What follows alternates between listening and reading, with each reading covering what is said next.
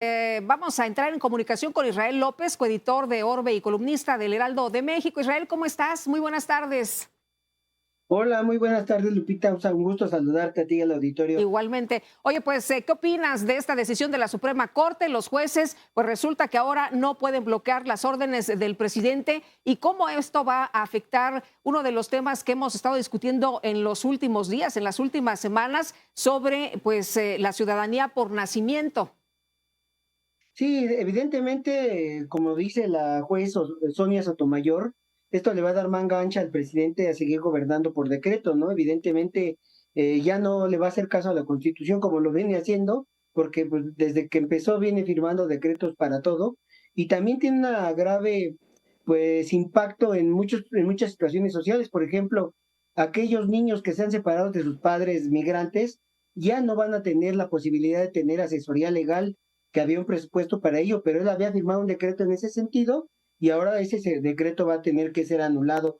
Todo esto hay que recordar que va a empezar en los próximos 30 días. Además, también, por ejemplo, para los presupuestos para las escuelas, sobre todo esas escuelas que promuevan la diversidad sexual, la inclusión y demás, también se les va a vetar los presupuestos a las ciudades santuarios también, y sobre todo a las ciudades que no se apeguen a las medidas y a las leyes que él está decidiendo, o las enmiendas que no son leyes, que está decidiendo pues en varios rubros, ¿no? Ujú. Sobre todo también está afectando, digamos, a lo que se llamaba el Obamacare, y en donde ahí le está pidiendo a la gente que se va a cerrar el presupuesto para aquellos candidatos a cambiar de su identidad sexual, al menos en el aspecto físico, ¿no? Es una de las muchas cosas que va a estar afectando esta nueva medida del que asumió la Corte Suprema, y que en realidad, pues, lo que deja es en realidad sin autoridad, sin poder a los jueces locales que ya solo lo que se decida va a poder ser acatado en sus estados,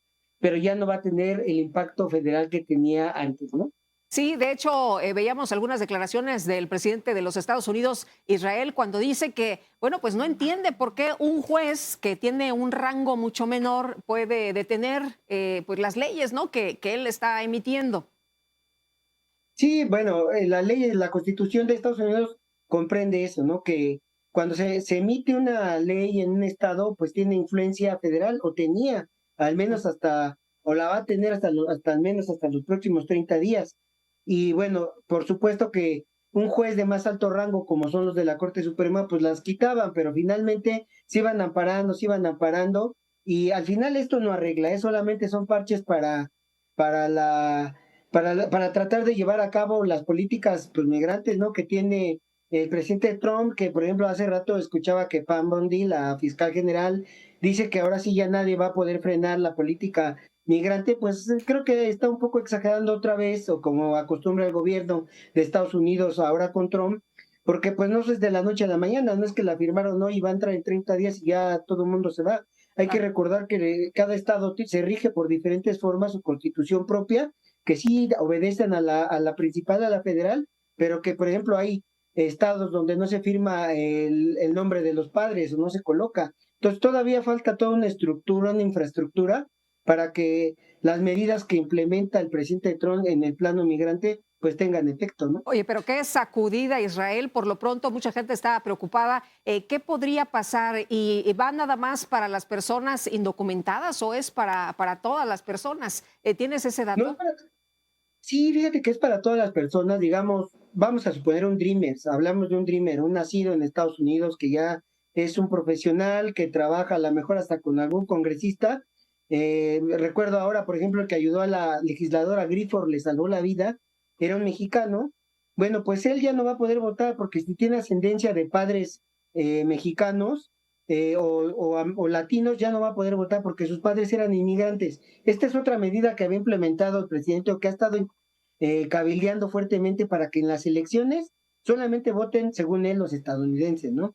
Y bueno, pues esto también le da un colofón al presidente Trump, ¿no? Hay que recordar que pues empezó el pasado fin de semana bombardeando Irán, después firmó la paz, obligó a que se firmara la paz, después por ahí un legislador lo nominó como el Nobel de la Paz, candidato, y después el líder de la OTAN, el señor Marrouk, dijo que era el papi, ¿no? El El papi daddy de no que le tenía que dijo. poner el orden, ¿eh? ¿Qué tal? Y hoy le dan esto a la Corte Suprema, que hay Sí. que recordar que 3 de los jueces que hay hoy en la Corte Suprema él los puso, que son los conservadores, y solamente los 3 votos que fueron en contra, pues son de los progresistas, ¿no? De los que son más abiertos, pero pues, evidentemente la Corte Suprema pues es muy conservadora, ¿no? Oye, el perder la ciudadanía significa a partir de este momento los que nazcan en los Estados Unidos o quienes ya nacieron. Pues es que él también quiere que los que nacieron, ahorita solamente los que vayan a nacer. Los que vayan a nacer. Pero el proyecto no queda ahí. El proyecto, como te digo, en el asunto de elecciones, buscarían también que la gente que no es nacida naturalmente en Estados Unidos de padres estadounidenses Ujú, tampoco tenga derechos, ujú, como es el derecho de salir a votar. ujú. Ahorita sería los que nacen, ¿no? Y hay un vacío legal bastante importante. Sí es cierto que la enmienda 14 se firmó para los esclavos, pero pues también habría que ver cómo viven muchos de los indocumentados que están en Estados Unidos trabajando largas jornadas, ¿no? Claro, y él se refiere en su Twitter precisamente a este tema, ¿no? De los esclavos. Dice, pero después hicieron sus trampas y ahora tenemos este problema de inmigración. Pues sí, pero te digo otra vez, depende de la trinchera desde que se vea la enmienda 14, ¿no? Porque si era para los esclavos ya no funciona porque está valido la esclavitud en Estados Unidos, pero hay mucha gente que trabaja largas jornadas con pagos bajos, aunque en Estados Unidos parezcan grandes, si lo pones a comparación de lo que se paga y de cómo se vive en Estados Unidos, pues tampoco ganan tan bien en jornadas bastante extenuantes y que de manera muy fuerte ya están impactando. Acuérdate que esta gente migrante ilegal es la que estuvo al frente en la primera línea, se llamaba gente de primera línea durante el COVID, y ellos fueron los que sacaron adelante porque nunca dejaron de trabajar en el área de la manufactura, en el área de la atención y en el área de la salud. Entonces, depende de quién la interprete y cómo la interprete, ¿no? Muy bien, pues Israel, gracias por platicar con nosotros. Muy buenas tardes. Muy buenas tardes, mucho gusto. Hasta luego.